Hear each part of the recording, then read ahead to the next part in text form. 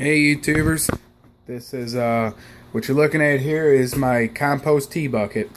I'm going to start making compost teas to try to save on a little bit of water. I used a ton of water last year watering my garden, and I think I could do a little bit less watering if I use compost tea because the nutrients will be there. So I'm going to give that a try, and I'm going to do a trial and error like I did last year with the prune or not to prune. Last year's results in the prune or not to prune was that the plants pretty much did the same amount of peppers. They were dead even at the end of the year. The one that I did prune did have a few extra peppers on it, but I could not harvest them. So which means if I could not harvest them, they were not added to the number. So they ended up doing the same amount of peppers. And in my opinion, it's my opinion only, I don't prune, and that's why, because it's a waste of time for me to prune a plant, stress it out, and get the same amount of peppers as the unpruned plant. And I do have videos on that. You can look at that, look it up. Feel free to do that. So, I mean, that's just my opinion. I don't do it. But anyway, I'm going to try to save water on watering this year. This is just a 5-gallon bucket. You know, you got to have the fake real tree around it. They said it was real tree. This really doesn't look like real tree, but anyway. And I got a, I have a, it's a bait bucket lid. It should be all down. You can open it up.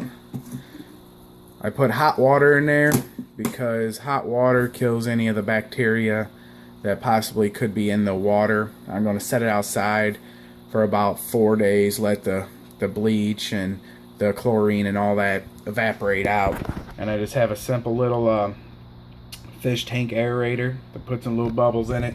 Nothing special, it's like $8, and you know, it's loose. I just screwed it on just to hold on to it. I mean, it's there, it works. So that's what I did with that, and I put the tubes up through here. None of them are being pinched. They're good to go, so I'm not really worried about that. I mean, there's a good amount of bubbles getting in there. I don't feel any air coming out of here, which is a good thing. So yeah, just a little two hose. Very quiet. I don't even think you can hear it. I can't hear the box at all. I can hear the vibration of like in here. When you open this up, it fully opens, which is nice. Then I have two different type of stones. A large bubble stone and a fine bubble stone. A lot of people, they use just one style of stone. I like a finer bubble and a bigger bubble, as you see there. As you see right here, it's just bigger bubbles, and this is more of a fine stone. But like I said, there you go. I'm actually going to use this water once I put out my plants. I'll go ahead and water them. It is pretty warm in there because I added some hot water. But yeah, I'm going to do a trial and error, like I said, this year on the compost tea. There goes little Nala.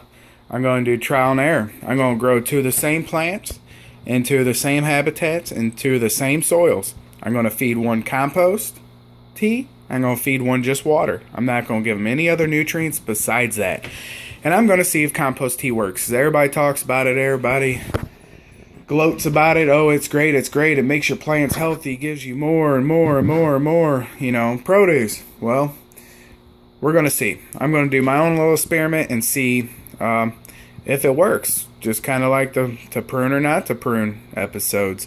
You know, at the end, there's not, on my end, there's not worth my time to prune. So hopefully this compost tea actually does show remarkable results. I'm sure it will, because the compost I use is very good compost. It is Marshall's Nursery makes it. I'm sure they have it shipped in, but it's very good. Once the video I showed of, or I don't think I did a video, but I'll add a picture in of the truckload of compost I got. It should be coming up after this video. I'll put it at the end of the video. But it's very hot compost. I mean, it's very active. Once he cut into it that morning, it looked like a fireball went up in the air, just cloud of smoke, which is very active compost, really good compost. It means it's thriving, it's working, it's warm, And when you're on a 40-degree day and you break into that compost and it steams like that, that's very active and good compost. So that's a good sign, and I like seeing that. So yeah, it was very warm when I was unloading it. As you saw on the last video, the beds that I put the compost in. Yeah, we're going to see. I'm going to do a to use or not to use compost tea episodes, multiple episodes. It will, I will do them in pots, and I will use the same soil. I'll grab just a Walmart bag of soil, the cheap crap soil, Miracle Grow probably, who cares, I don't really care. I'm going to add one with compost tea, one with not compost tea. And I'm just going to let I'll do Miracle Grow, I'll grab Miracle Grow, because it says grows up to 6 months, so yeah, I'm going to hit one with compost, one without.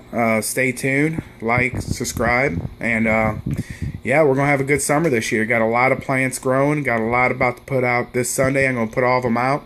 I didn't do a video on the raised bed, but oh well. My method is take 4 pieces of wood, cut one in half, screw them together. That's the way you do a raised bed.